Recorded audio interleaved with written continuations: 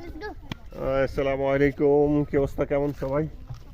আজকে অনেক বছর পর ভাতিজা আনানের কল্যাণে একটা গুড্ডি বানাইছে কে? আমাদের ভাতিজা আদর। আদর প্রথম চেষ্টায় ব্যর্থ। পরে গুড্ডি দাও,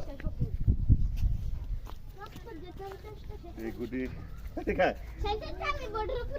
বোর্ডের উপর পরে আগে গুড্ডি দেওয়া, এই যে সুতা কেটে দেবো কিন্তু আগে গুড্ডি দেওয়া। এই ওর জন্য বানাইছি গুড্ডি, এই কতটা এটার লেগে গুড্ডিটা বানাইছি। মাথাটা নষ্ট করে লাই, গুড্ডি বানাইতেব, গুড্ডি বানাই দিছি না? না না বই না।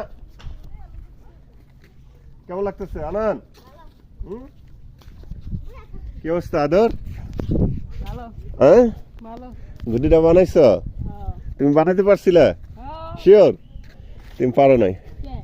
ওই যে আরেকটা গেছে নৌকায় গুটি উড়াইতে ঘুড়ি দেখা যায় না, ঘুড়ির রং হলো সাদা, ঠিক এদিকেই আছে কিন্তু বোঝা যায় না, কালারিং পলিথিন হইলে দেখা যেত। এই গুড্ডি ওদি করতেছে, তুমি বই রইছ।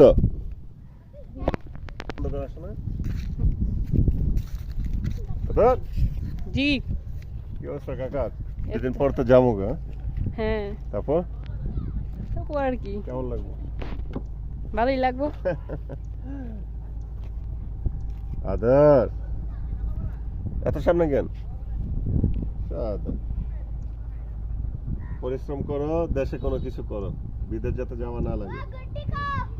বিদেশ কিন্তু অনেক কষ্টের, বিদেশে কিন্তু আরাম নাই, এটা আমি আগে বলে দিলাম।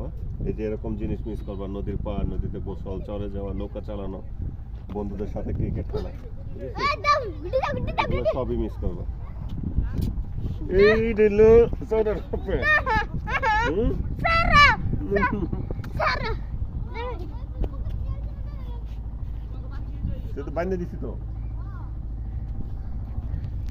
বাইন্দা দিছি, এই যে এটা হলো সবচেয়ে বড় জিনিস।